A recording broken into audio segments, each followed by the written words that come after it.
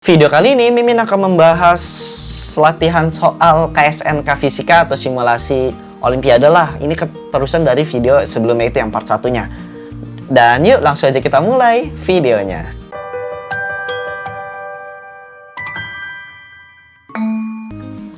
Oke, di sini kalau kemarin tentang bidang miring, di part 1 tentang bidang miring, kalau sekarang tentang rantai, bukan rantai sih.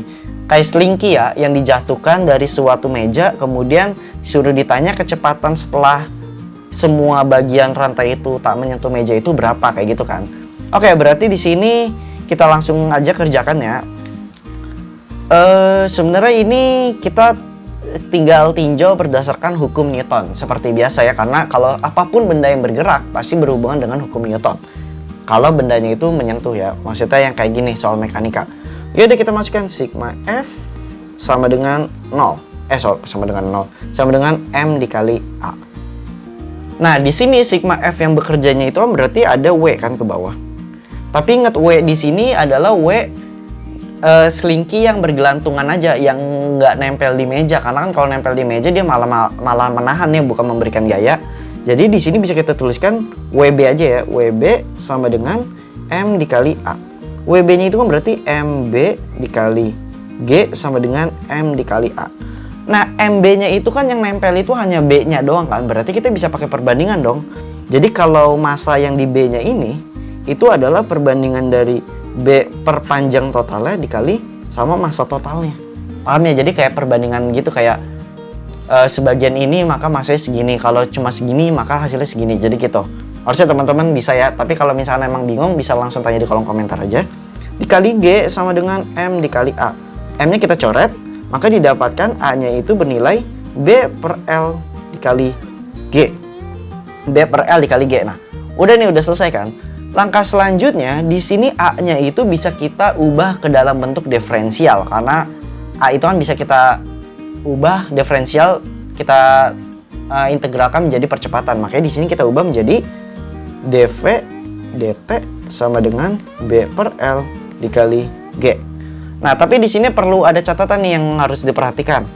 Jadi dV dt itu ada yang namanya tuh turunan berantai. Jadi turunan berantai itu bisa kita ubah jadi dV dy dikali dy dt sama dengan B per L dikali G. Kenapa bisa kayak gini? Karena kan nanti dy sama dy-nya bisa dicoret tuh. Jadi kan nanti dV sisa dt juga sama kayak gitu. Makanya ini disebut sebagai turunan berantai. Mungkin teman-teman kalau yang udah belajar matematika tentang turunan harusnya udah paham ya tentang kayak gini. Nah, di sini dy dt ini kan dia adalah adalah kecepatan. Jadi kita bisa ubah dong. Maka kalau kita ubah jadinya gini. dV dy dikali V sama dengan B per L dikali G. B per L sekali oke. Udah kayak gini. Nah, karena ada dy sama dv, kita tinggal pisah aja nih yang dy sama y, yang dv sama v. Kayak aturan integral biasa. Jadinya V dv sama dengan B per L dikali G dikali dy. Nah, di sini ada catatan ya. dy-nya itu tadi Mimin lupa, dy-nya itu adalah si punyanya B-nya itu. Oke. Kenapa B-nya itu? Karena kan di sini terhadap L, terhadap yang ngegantungnya itu. Makanya di sini kita pakai itu adalah yang B-nya itu. Jadi yang Y-nya kita ubah jadinya gini. Tulis di samping aja deh. V dv sama dengan B per L dikali G dikali dB. Ya, dikali dB kayak gitu ya. Ya udah, kita tinggal integral kan. Jadinya kan ini setengah V kuadrat sama dengan setengah B kuadrat G per L. Setengah G kuadrat B per L. Ya udah, gitu doang. Ya udah, langkah selanjutnya karena di sini yang ditanya itu adalah V-nya, berarti kan ini bisa kita coret nih setengahnya. Coret. Oh ya, di sini ada yang kurang, sorry. Kalau yang kiri itu VdV itu kan emang udah integral V aja ya, biasa ya. Udah selesai. Tapi kalau yang di sebelah kanan kita harus dikasih tanda batasnya, yaitu batasnya dari B sampai L. Kenapa? Karena kan awalnya itu mula-mula B. Dia akan berhenti ketika sampai L-nya itu udah habis. Makanya di sini ada B sampai L. Makanya nanti di sininya bukan B kuadrat doang, tapi menjadi L kuadrat min B kuadrat dikali G per L. Oke, ya udah. V-nya setengahnya ini kita coret sama yang kayak tadi. Berarti V-nya itu didapatkan akar G per L kuadrat min B kuadrat. Ya udah, kita tinggal masukin angkanya.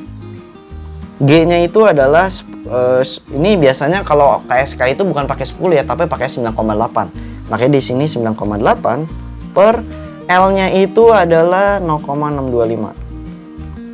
0,625 kuadrat dikurang 0,375 kuadrat.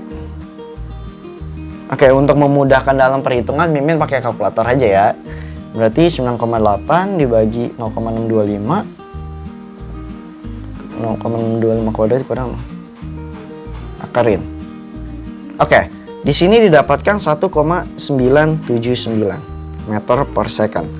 Tapi katanya hasil akhirnya itu harus satu angka di belakang koma kan. Berarti kalau satu angka di belakang koma ya berarti ini dibuatin jadi 2,0 meter per second. Seperti itu aja ya. Dan segitu dulu aja untuk yang soal part 2-nya ini, yang satu soal ini yang tentang selingki. Kalau ada pertanyaan atau mungkin tadi Mimin ngejelasinnya kurang jelas, bisa aja langsung tanya di kolom komentar. Pasti Mimin jawab kok. Yang penting kalian mau berusaha untuk nanya, jadi biar Mimin bisa ngejawabnya. Oke, dan sampai jumpa di pembahasan selanjutnya.